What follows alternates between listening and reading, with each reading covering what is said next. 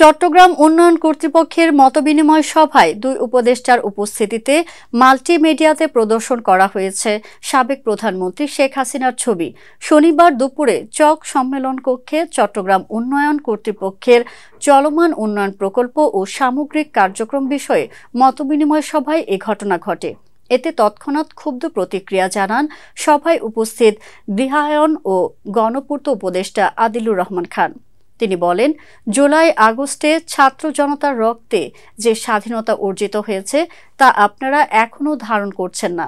ফ্যাসিবাদ সরকারের ভূত এখনো মাথা থেকে যায়নি।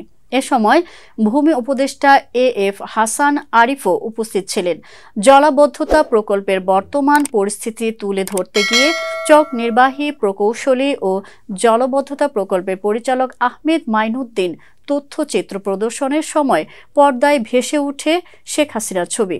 এ সময় চক চেয়ারম্যান ফ্যাসিবাদের ভূত মাথা থেকে সরিয়ে সিডিএতে জুলাই আগস্টের স্পিরিট নিয়ে সামনের দিকে এগিয়ে যাবেন বলে আশ্বস্ত করেন।